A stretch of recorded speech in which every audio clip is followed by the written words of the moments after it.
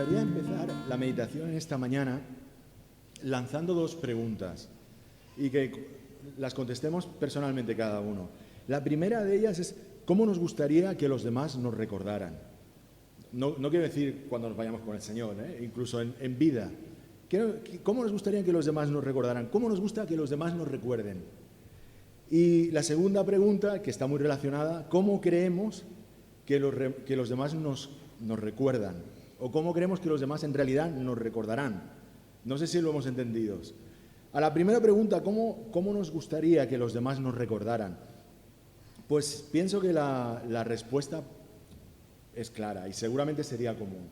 Yo creo que todos desearíamos ser recordados como cristianos, como buenos cristianos, como hombres y mujeres de fe, hombres y mujeres santos, hombres y mujeres de Dios. Por ello entiendo que quisiéramos que se nos recordara por alguna de las muchas cualidades y virtudes que adornan el carácter cristiano y que se nos muestran en la Biblia. Yo entiendo que desearíamos que se hablara, por ejemplo, del valiente Paul, ¿no? o Pilar, la mujer de fe, o el sabio Edwin, o Dariela, la generosa Dariela, o la amable Susana, o Daniel, el amigo fiel, o la hospedadora Nancy. Todas estas son cualidades cristianas, hermanos, cualidades cristianas. ¿Y cómo no lo pensamos que nos gustaría destacar en alguna de ellas? En fe, en paciencia, en amor, en espíritu de servicio, en espíritu de hospedar a los demás. Cosa distinta es cómo nos recordarán. Esto es distinto. Y aquí podemos elaborar dos líneas. Una línea más optimista, que se aproxima más a lo que nosotros en realidad desearíamos, y una quizá más realista. En mi versión optimista, pues puedo pensar que se me recordaría como Israel, el hombre tranquilo, ¿no? O al menos así me encantaría. O Israel, el hombre de paz. ¿Por qué no? Pero si tú preguntas a los de mi casa, aquí presentes, Dariela y Daniel, es posible que te den una versión muy distinta y que ellos hablarían de otra o destacarían otras cualidades, quizás más evidentes, y te hablarían de Israel el histérico en algunos momentos, o Israel el gruñón. ¿Nos recordarán así? No sabemos, hermanos. Pero lo cierto es que en muchos casos hay personas que nos recuerdan y nos recordarán por una cualidad concreta. Hay personas que nos recuerdan y nos recordarán incluso por un acontecimiento especial, un acontecimiento destacado de nuestra vida que quedó grabado en la mente de la persona. Uy, fulanito hizo tal cosa aquel día y ¡bum!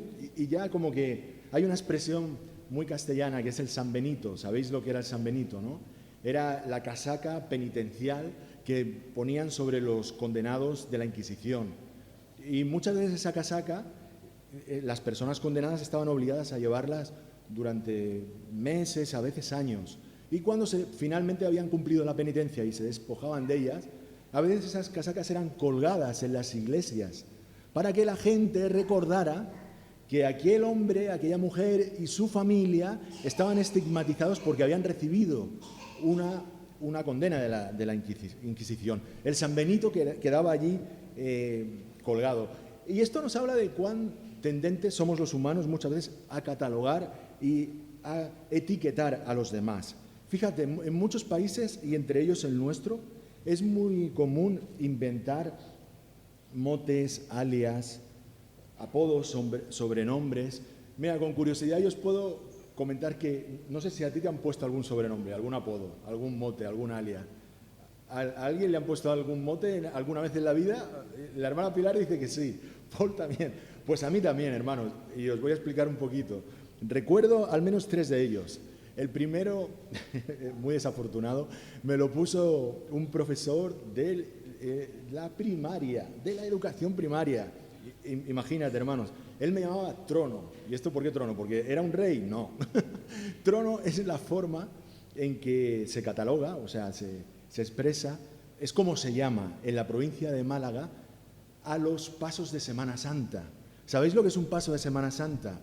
Esos esas plataformas tan inmensas sobre las que se montan las imágenes que son paseadas por los penitentes durante las procesiones de Semana Santa. Lo habéis visto en televisión, ¿verdad? Pues estos pasos en la provincia de Málaga se llaman tronos. Y a mí me llamaba trono por el volumen de mi cabeza. Fíjate, sí que es verdad, el Señor, tanto a mí como al resto de mi familia, nos ha dotado de una buena almendra. Vamos, digamos que no nos resulta fácil conseguir una talla de sombrero. Es cierto que como me he ensanchado en general, pues queda más disimulado. Bueno, es tremendo, porque que un profesor te asignara ese toque, ese mote en la primaria. Bueno, hoy esto acabaría en el juzgado de guardia, pero claro, hablamos de hace muchos años. Después recuerdo, perdonad hermanos, no me quiero extender en esto, pero son cosas curiosas. Los hermanos de Travesía, los amigos, jóvenes, compañeros de Travesía, de la iglesia de Travesía, en su tiempo me llamaron momia. Fíjate tú, también muy, muy bonito, porque por mi forma de ser tranquila, sosegada, pausada. Usted, también he recibido otros hermosos. Uno que recuerdo con mucho cariño es el que me asignó la hermana Álida Ortega. ¿La conocéis, Álida, no, nena? Álida, era yo bien pequeñito y él siempre me llamaba, ella es dominicana, entre ellos se llaman varón, es muy latino, entre los dominicanos. Y a mí me llamaba varón de paz. Varón de paz, usted es varón de paz, me decía. Usted es varón de paz, hijo. Y pues qué hermoso. Ojalá el día que el Señor me lleve a su presencia, pues se me pueda recordar así, como un varón de paz. De verdad que lo desearía con todo mi corazón. O sea, no todos han sido feos, pero fíjate que ni los personajes bíblicos escapan a este proceso de catalogación o etiquetado. ¿No hemos oído hablar del profeta llorón? ¿Alguien ha oído hablar del profeta llorón? ¿No suena la expresión, el profeta llorón? Cole, muy bien, Paul, Jeremías, el profeta llorón. ¿Y por qué se le llama así? Bueno, él es el autor del libro de Lamentaciones, un libro poético bellísimo, en el cual él expresa el dolor ante el exilio y el castigo que Dios iba a traer sobre Judá por causa de su desobediencia. Pero realmente esta etiqueta, este alias, este sobrenombre, no expresa para nada lo que él era, porque él era un hombre valiente. Él era un hombre que se enfrentó a los impíos reyes de Judá para denunciar su pecado. Él era un hombre que tuvo que hacer muchas renuncias, porque no olvidemos que él descendía de la casta sacerdotal. Él era de la clase alta allá en Jerusalén. Él tuvo que renunciar a su vida familiar, pues nunca se casó. Él tuvo que renunciar a su vida profesional porque fue excluido del ministerio sacerdotal, estuvo en la cárcel, estuvo incluso recluido dentro de una cisterna, fue llevado prisionero al exilio. Fue un hombre valiente, un hombre fuerte, un hombre que soportó las adversidades con una templanza admirable y un hombre que nos ha legado hermosos textos en la Biblia. El libro del profeta Jeremías, el libro de Lamentaciones y también los libros de Primera y Segunda de Reyes, que según muchos estudiosos bíblicos fueron escritos también por el profeta Jeremías. Démonos cuenta qué equivocados son muchas veces esos clichés, esas etiquetas que nosotros colocamos. Otro ejemplo, el rey Salomón, porque se habla de la sabiduría de Salomón, el gran sabio Salomón. Y Tomás, ¿qué diremos de Tomás? ¿Quién era Tomás? El incrédulo Tomás. O podemos hablar de Pedro como el impetuoso. Pero volvamos a Salomón. Sabio, sí, realmente fue sabio. Escribió muchos libros. Muchos de ellos, algunos de ellos han pasado al canon de las Escrituras. Conocéis Proverbios, Eclesiastés, Cantar de los Cantares. Fueron escritos por Salomón. Un hombre que fue capaz de realmente dictar sentencias míticas que han pasado a los anales de la historia. ¿Os acordáis del caso de aquellas dos mujeres que se peleaban por la custodia del bebé? Construyó el templo del Señor en Jerusalén, hizo grandes cosas, grandes obras. Él le pidió sabiduría al Señor y el Señor se la dio. Pero, hermano, también tuvo su lado oscuro.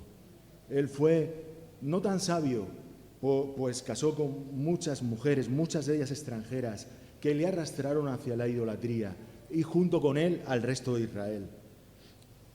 realmente él llegó a cargar, por causa de todas las obras públicas que acometió, llegó a cargar sobre las espaldas del pueblo de Dios muchos impuestos, una cantidad asfixiante de impuestos, tributos excesivos.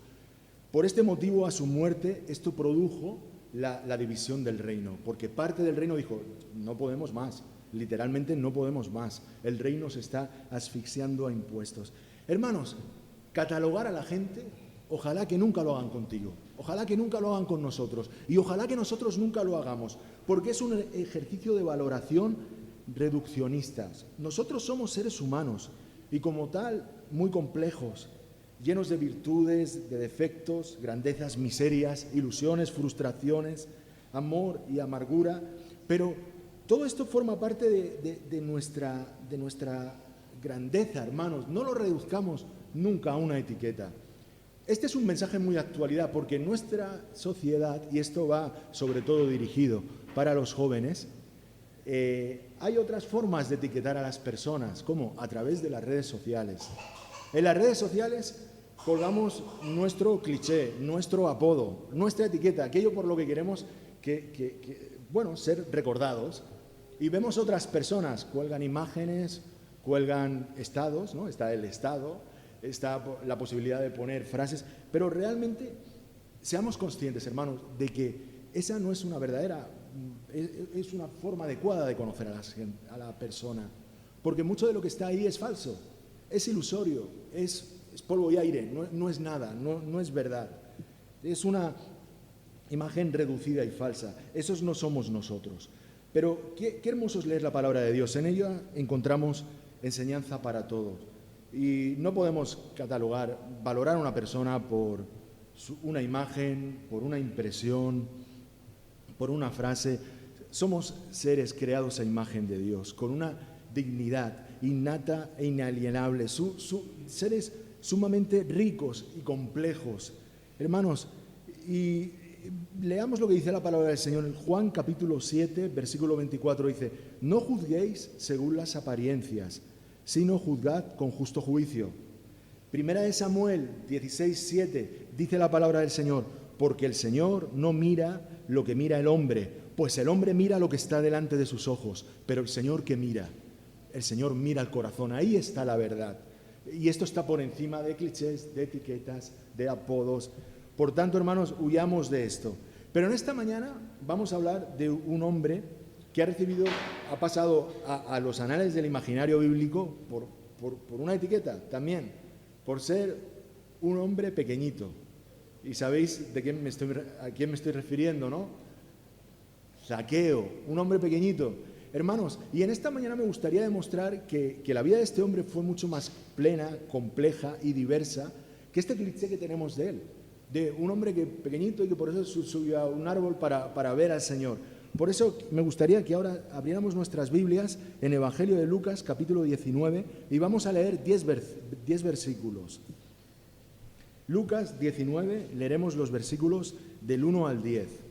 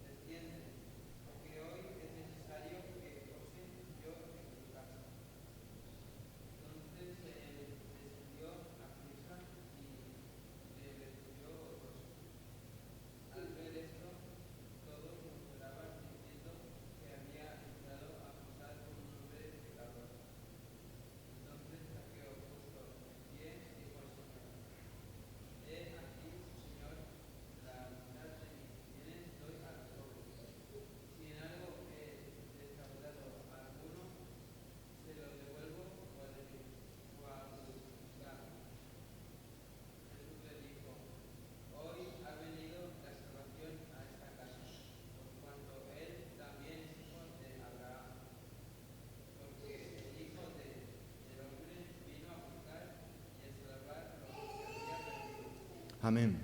Pues hermanos, vamos a meditar en este texto para tratar de superar la idea que tenemos de Zaqueo simplemente como un hombre pequeñito, un hombre de baja estatura.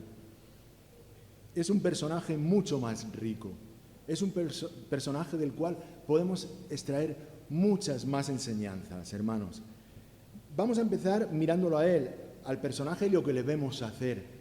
Las características que se nos dice es que era un hombre de baja estatura, pero de gran éxito social, porque se nos dice que había triunfado en su profesión, era el jefe de los publicanos y que había prosperado mucho económicamente, pues era un hombre rico. Fíjate que si hacemos un repaso a la historia, nos daremos cuenta de que han sido muchos los personajes insignes, importantes, que se han caracterizado por su baja estatura.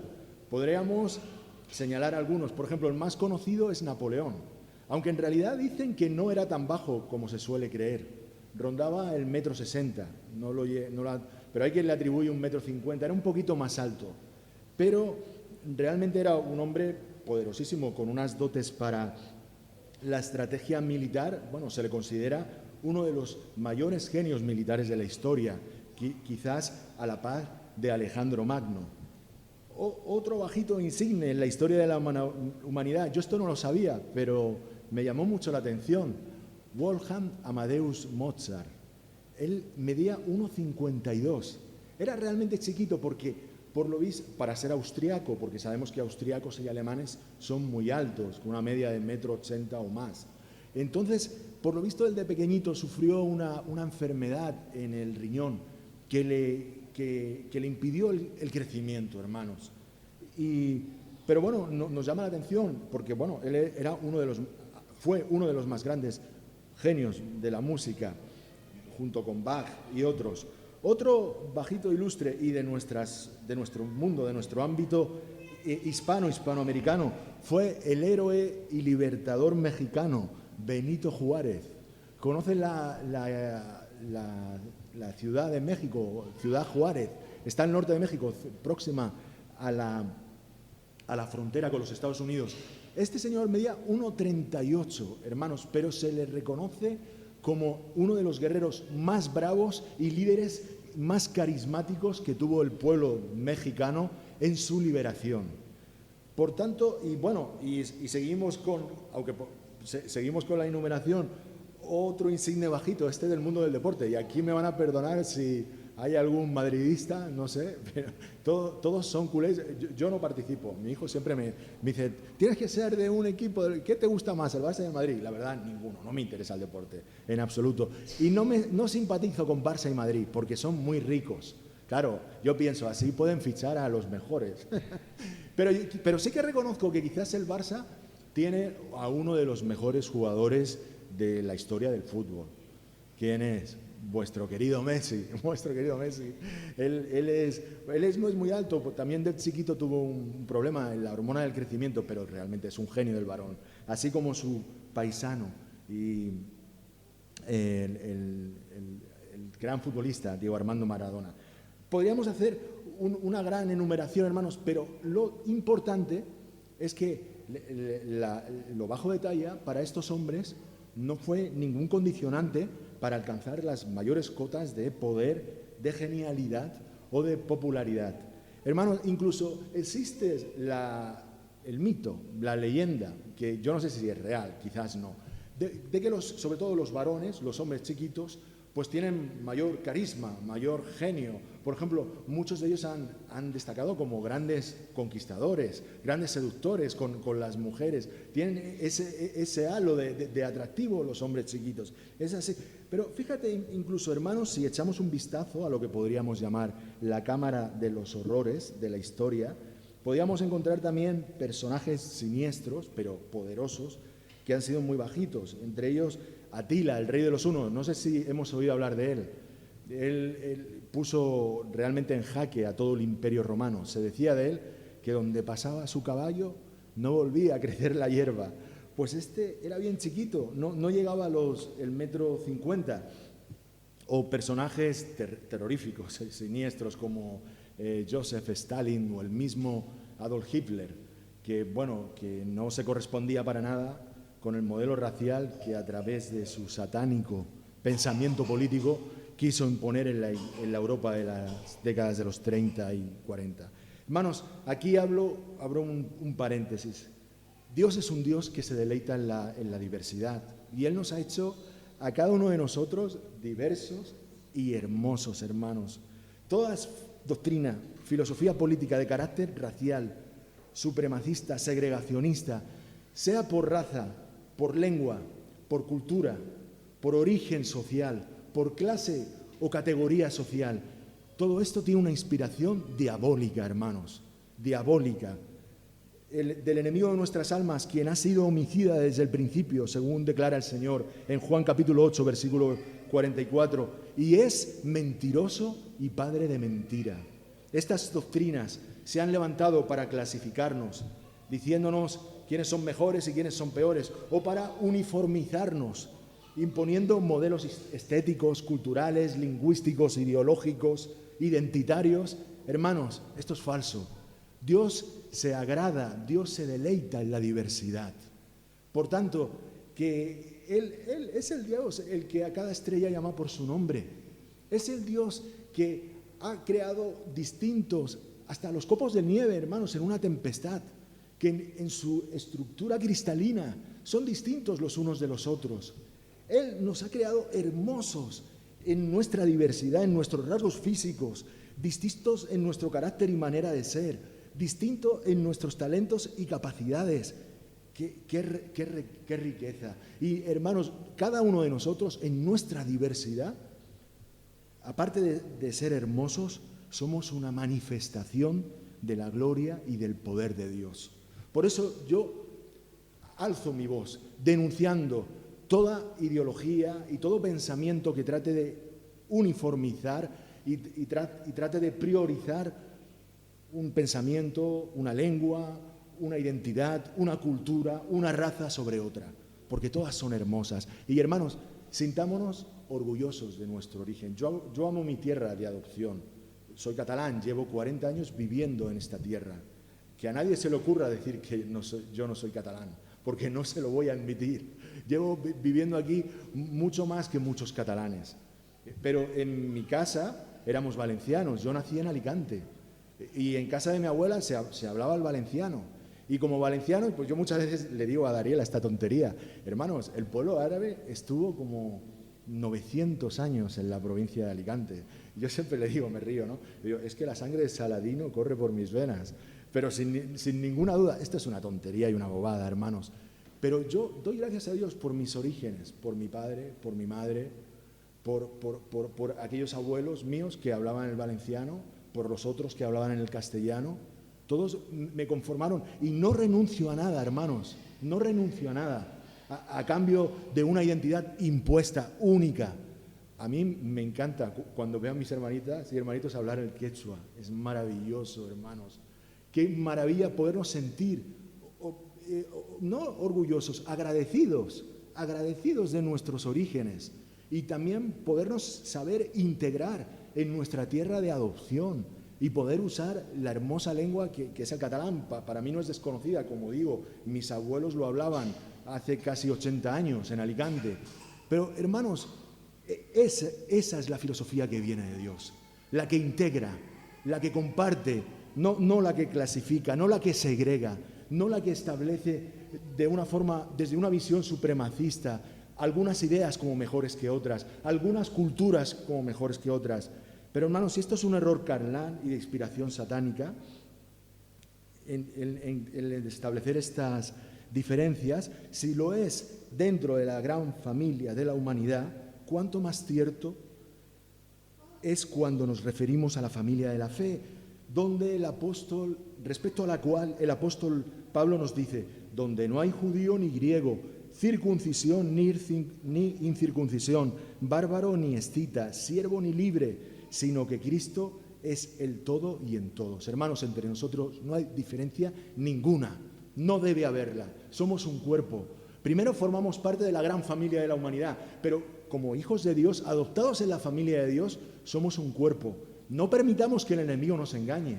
Porque sabemos que en esta tierra, por ejemplo, nosotros no lo hemos sufrido, hermanos, pero en otras iglesias donde se ha predicado el Evangelio, en estos últimos años se han creado grandes tensiones por cuestiones políticas e identitarias. Hermanos, esto es una trampa diabólica, porque nosotros somos un cuerpo en Jesús, un cuerpo que estamos llamados a amarnos y aceptarnos en nuestra diversidad, en nuestras diferencias de opinión, en nuestras diferencias de origen, hermanos.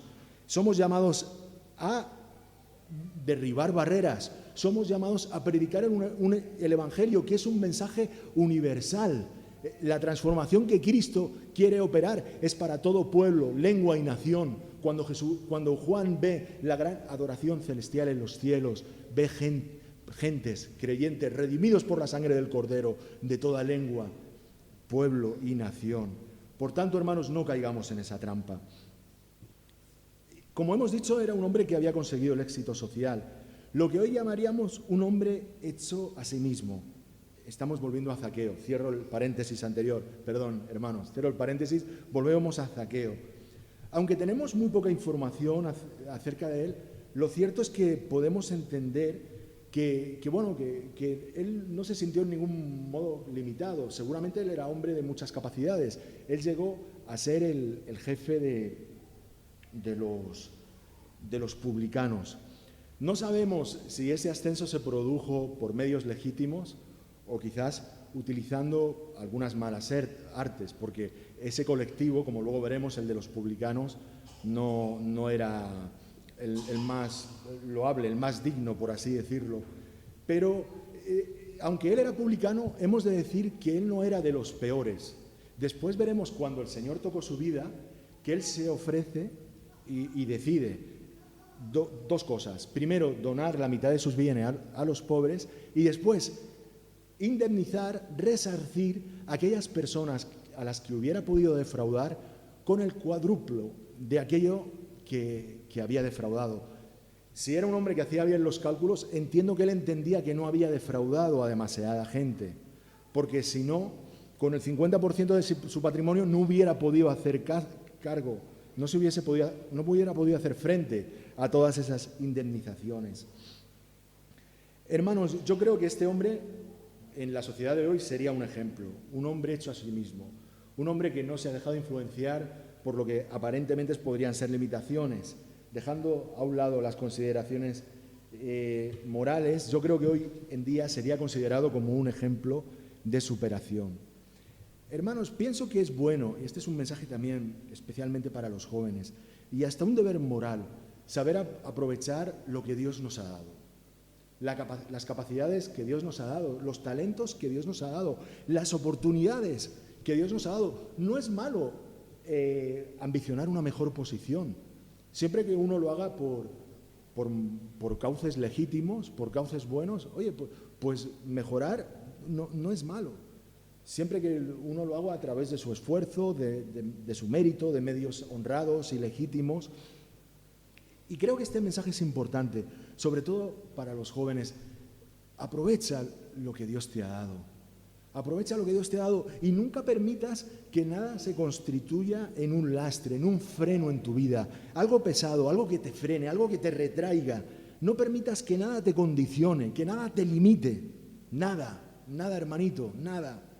Ni lo que otros hayan podido decir de ti o pensar de ti, ni el lugar que otros te hayan asignado. Hay gente que se arroga esta prerrogativa, que no corresponde a nadie, de asignarte un lugar. Ah, no, es que tú sirves para esto, tú nunca llegarás a nada, o dicen barbaridades acerca de ti, ni las experiencias o traumáticas o difíciles que hayas podido vivir. No permitas que esto afecte a tu autoestima, provocando en ti temores o falta de seguridad. Aprovecha las oportunidades, aprovecha las capacidades que el Señor nos ha dado. Pero, como dijo el predicador, no olvides que esto no es lo más importante, que hay algo más importante. No olvides que nada de lo que consigas llenará tu alma plenamente, sino solo Dios. No olvides que todo deberás dejarlo aquí, porque todo pasará, que un día dejarás el tiempo y deberás enfrentarte a la eternidad. el Señor Jesús preguntó: ¿qué aprovechará al hombre si ganare todo el mundo y perdiere su alma? ¿De qué le aprovechará? Por tanto, vemos el ejemplo de Zaqueo, un hombre hecho a sí mismo, un hombre con espíritu de superación, un hombre a quien sus dificultades o sus aparentes limitaciones no habían achicado, pero ¿y qué?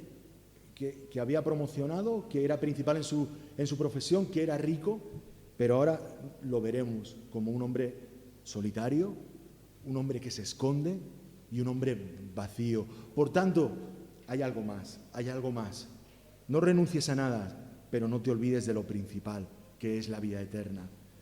Se nos dice que era un publicano. No sé si sabéis que era un publicano. Un publicano era un recaudador de impuestos, pero no como los inspectores de Hacienda de nuestra sociedad actual, que son gente amable, cariñosa, que cae muy bien.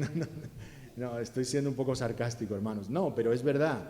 Yo no sé si serán amables o cariñosos, pero cumplen una función social, porque todos los impuestos que recaudan van destinados, pues bueno, a pagar las carreteras, las pensiones, los seguros de desempleo, etcétera, etcétera. Pero en aquella época era distinto, porque los publicanos no eran solo recaudadores de impuestos, sino que eran colaboracionistas de la ocupación romana. Eran personas que trabajaban para el enemigo, por así decirlo. Roma les daba cierta patente de corso, les daba cierta libertad, y ellos tenían pues la capacidad de aplicar recargos a los impuestos de Roma que cobraban, y esos recargos pues bueno, iban para su bolsillo. O sea, eran realmente personas muy despreciables. Sus armas eran la intriga, el espionaje, la delación o chivatazo. La delación significa esto, chivarte a otro, y muchas veces la extorsión, el chantaje. Era gente, por esta categoría moral, pues el pueblo de Israel los odiaba, los despreciaba, les hacía a un lado. Por eso muchos se escandalizaban cuando veían que Jesús trataba con ellos. Jesús los predicaba, les hablaba del amor de Dios, les predicaba el arrepentimiento. Pero bueno, si hubiera que catalogarlos de alguna manera, diríamos que eran traidores, porque se aprovechaban de la opresión de su propio pueblo para beneficiarse ellos. Eran traidores. Y hoy es algo que seguramente nos parece horrible desde el punto de vista moral. Pero hermanos, el Espíritu Santo nos dice en esta mañana que todo hombre y toda mujer, desde el punto de vista espiritual, también es un traidor. También es un traidor. Somos traidores a nuestro Dios que nos creó y cuyos planes eternos siempre han ido dirigidos a tener comunión con nosotros, a ser nuestro amigo, a bendecirnos. Nosotros lo hemos traicionado, no lo hemos tenido en cuenta. Como dice el apóstol Pablo, habiendo conocido a Dios, no le dieron las gracias, sino que, bueno, se envanecieron en sus propios razonamientos. Somos traidores a Dios, somos traidores a nuestros semejantes. Miremos donde miremos, vemos un mundo lleno de violencia, un mundo de corazones endurecidos e insensibles, lleno de egoísmo. Como dijo el escritor latino Plauto, es una frase muy conocida que después usó el filósofo británico Thomas Hobbes. El homo lupus homini, esta alocución latina significa el hombre es un lobo para el hombre. Esto no está en la Biblia, hermanos, pero no hay nada más real que esto. El hombre es traidor a su propia raza, traidor a Dios. Pero lo más escandaloso, hermanos, es que como hombres somos traidores a nosotros mismos, hermanos. Y esta es la esencia del pecado. Sabemos lo que significa la palabra pecado. Errar el blanco. Cuando uno dispara una flecha o una escopeta o cualquier proyectil, intenta dar en la diana o unos dardos. Si tú no das en la diana, has pecado, has errado el blanco. ¿Por qué? Porque no has cumplido el propósito para el que fuiste creado. Cuando, despreciando el hermoso propósito de Dios para nuestras vidas, nos desviamos hacia nuestra propia voluntad y acabamos en el error. Esa es la mayor traición. No, hermanos, el pecado no es una invención de Dios para fastidiarnos. No es una invención de Dios para controlarnos y prohibirnos cosas divertidas. El pecado es la traición del hombre contra sí mismo. Porque Dios quiere nuestro bien. Porque Dios quiere nuestra felicidad. Y ese es su propósito. ¿Y nosotros qué hemos hecho? Hemos rechazado ese plan. Hemos rechazado ese propósito. Y en nuestra necedad le hemos dicho a Dios: no me interesan tus planes, no me interesa tu plan de felicidad para mí. Yo quiero vivir mi propio camino, yo quiero caminar por mi propia senda, una senda del error, una senda que nos lleva a nuestro propio perjuicio, a nuestro propio dolor. No hay mayor enemigo del hombre que el hombre mismo. No hay mayor traición para nosotros que nosotros mismos. Somos traidores a nuestra propia alma. Dice la palabra de Dios, habla la sabiduría. El que peca contra mí, la sabiduría, defrauda su alma. Seguimos hablando de este hombre, de Zaqueo, y démonos cuenta que él era un hombre solo y un hombre que se escondía. Dice la palabra de Dios, en el versículo 3, lo acabamos de leer, que procuraba ver a Jesús. Pero ¿en qué sentido procuraba verlo? Era como aquella mujer, recordáis la historia, ¿no?, que enferma con el flujo de sangre, se acercó a Jesús, no podía por la multitud, pero se hizo camino y tocó el borde de su manto. No, yo creo que no. Yo creo que si él hubiese querido pasar y ponerse frente a Jesús para verlo, para tener un encuentro con él, lo podría haber pasado entre la multitud. Él era un hombre de autoridad y además la gente le odiaba y le temía a la vez. Yo estoy seguro de que le hubieran abierto paso, incluso intentando ni siquiera tocarle. Pero él no tenía ese interés en Jesús. Él quería saber, quizás por lo que se llama la deformación profesional. Recordemos que él era inspector, era recaudador de impuestos. ¿Quién era ese Jesús? ¿Qué planes tenía? ¿Qué iba a decir? ¿Qué estaba haciendo entre la gente? ¿Por dónde iban los tiros? Así que, ¿qué hizo? Él quería ver, pero sin ser visto. Él quería inspeccionar, espiar, pero sin ser visto. Por tanto, se adelantó y encontró un árbol allá donde intuía que la comitiva iba a pasar. Subió al árbol y allí se escondió. Lo vemos escondido, hermanos. Y esta imagen nos da una clara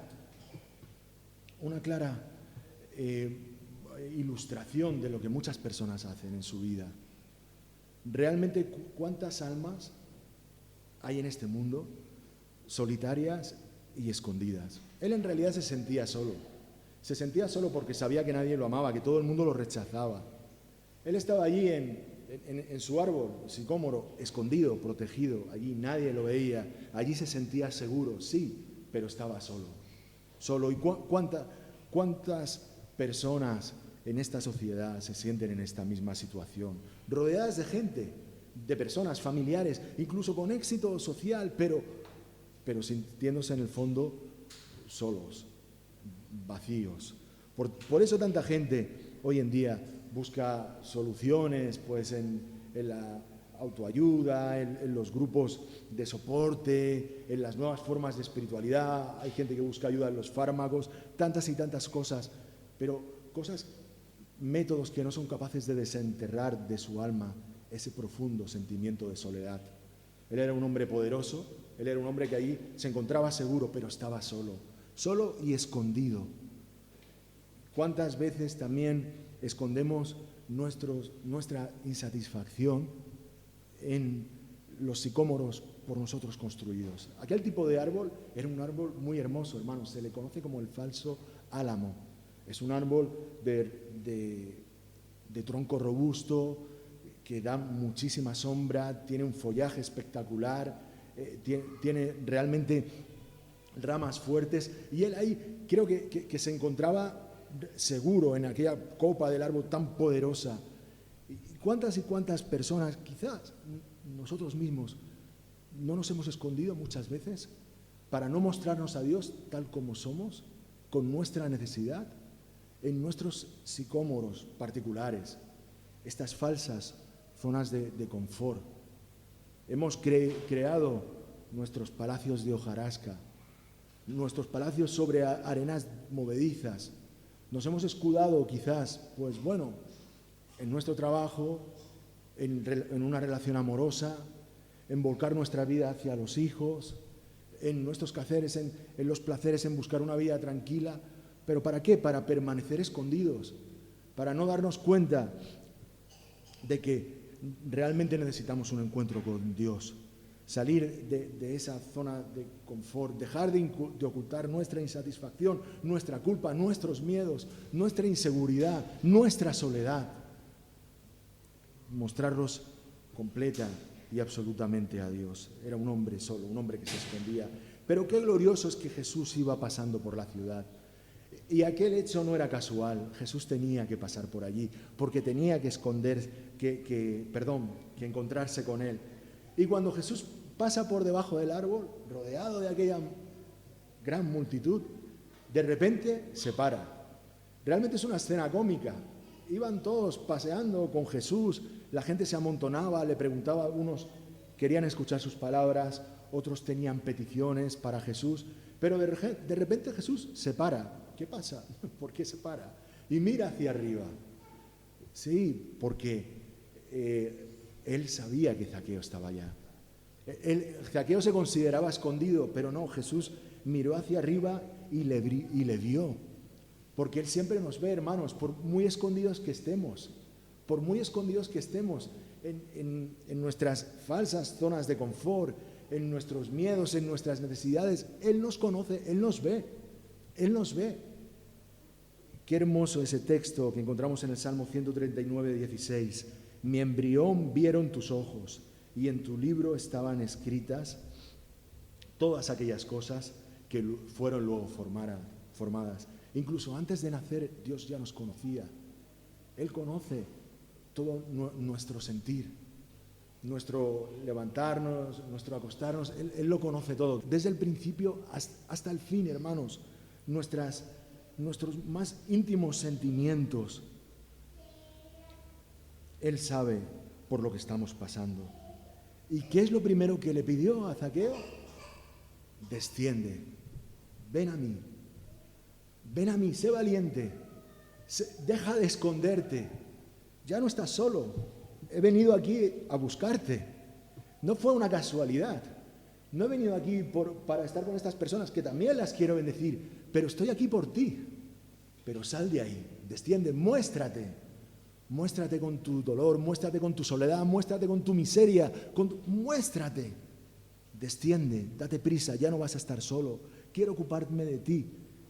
Hermanos, qué bueno es que atendamos a las llamadas del Señor, cuando Él está llamando a la puerta de nuestro corazón, que la abramos. Recordamos el texto de Apocalipsis, ¿no? He aquí, estoy a la puerta y llamo. Si alguno oye mi voz y abre la puerta, yo entraré y cenaré con Él y Él conmigo. Hermanos, Él quiere tener intimidad con nosotros, quiere que le abramos las puertas de nuestro corazón sin ningún tipo de reserva. Y cuando Zaqueo bajó, el Señor hizo algo que a mí me parece maravilloso.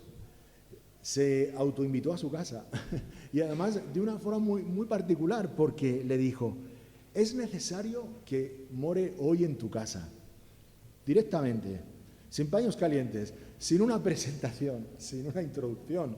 Zaqueo, desciende, porque es necesario que vaya a tu casa. Nos puede parecer algo realmente extraño.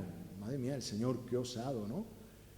Y además, aunque lo expresa de una forma un tanto impersonal, no queda claro si la necesidad era del Señor. ¿Era el Señor que estaba cansado, que necesitaba entrar a algún sitio para sentar? Lo dudo.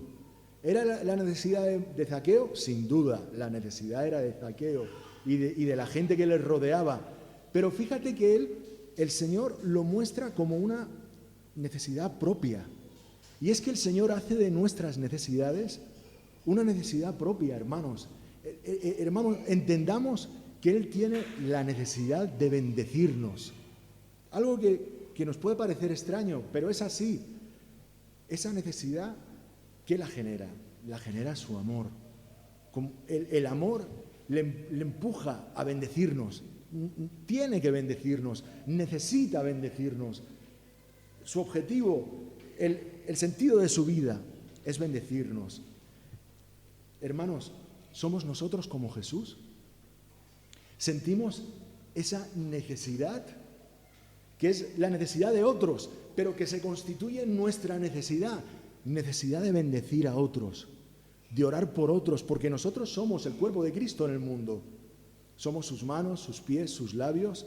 Esa necesidad provocada por el amor es una realidad en nuestras vidas.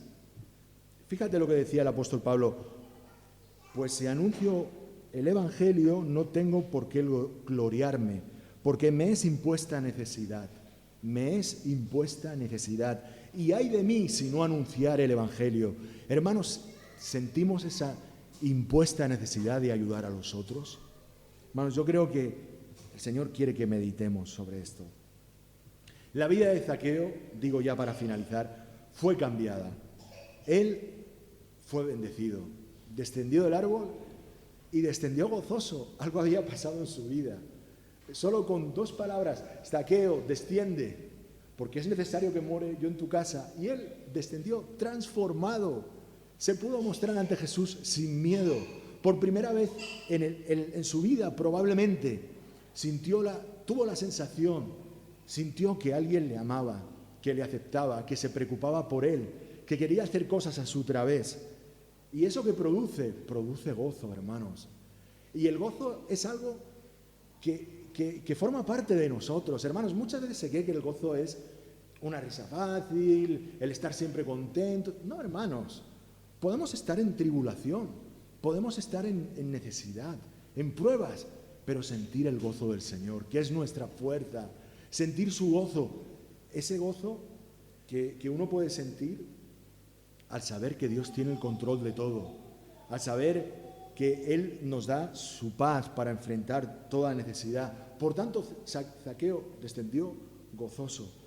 Yo creo que quizás no, seguro, fue la primera vez en su vida que experimentó este hermoso sentimiento. Pero la segunda consecuencia de la intervención de Jesús en su vida, hemos dicho que la primera fue el gozo y la segunda fue una transformación radical, hermanos. Y es que si Cristo está en nuestras vidas, eso se tiene que notar. Cristo quiere transformarnos, hermanos, y nos quiere transformar día a día. Él nos transformó cuando conocimos el Evangelio, pero su obra en nosotros no ha acabado.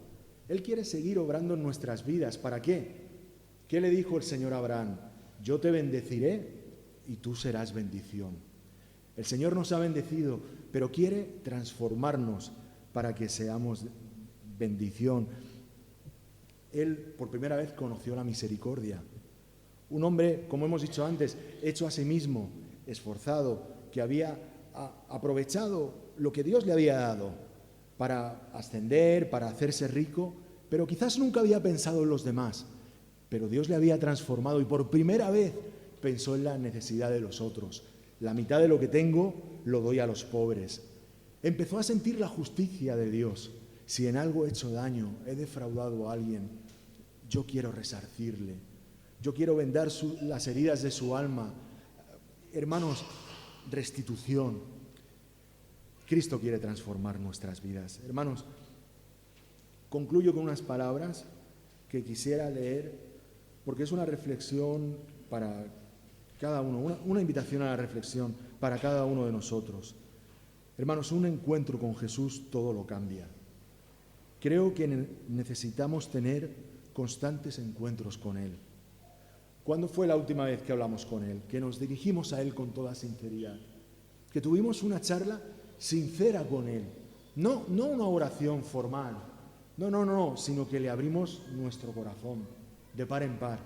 Y le dijimos, Señor, esto es lo que hay. Estas son mis limitaciones. Estas son mis miserias. Señor, transfórmame. Él nos pide en esta mañana que dejemos de escondernos, que nos mostremos a Él, que salgamos de nuestras falsas zonas de confort, en las que quizás durante mucho tiempo hemos permanecido. Él quiere entrar en la casa de nuestro corazón cada día para efectuar cambios que produzcan fruto en nuestra vida. Esta mañana volvemos a escuchar la voz del Señor diciéndonos a cada uno de nosotros: date prisa, desciende, porque hoy quiero morar en la morada de tu corazón. ¿Cómo vamos a responder, hermanos, a este llamado? Vamos a hacer una oración. Padre Celestial, te damos gracias por tu palabra en esta mañana. Gracias por todo lo que tú has dejado para nuestra edificación y para nuestra bendición. Y en esta mañana queremos venir delante de ti, Señor. Queremos que tú nos des la gracia, Señor, de venir a ti tal como somos, Señor. Queremos dejar de escondernos, Señor. Queremos dejar de sentirnos solos, Señor. Queremos dejar de sentirnos apartados, culpables, Señor. Queremos encontrar en ti comunión, amor, compañía, paz, Señor. Padre, toma nuestros corazones, sigue transformándonos, Señor. Haz tu obra en nosotros y que mañana, cuando nos levantemos para ir a nuestros trabajos o a nuestros estudios o en nuestras tareas, Señor, pues podamos sentir tu cercanía, Señor. Padre, entra en la casa de nuestro corazón, entra en nosotros, Señor. Queremos disfrutar de esa hermosa comunión que solo viene de ti, Señor. Bendice en esta mañana a cada uno de mis hermanos y hermanas, Señor. Haz tu voluntad en nuestras vidas, Señor. Haz tu voluntad en nuestras vidas, Señor. Transfórmanos, Padre Celestial. Esa es nuestra oración. En el nombre de Jesús, amén.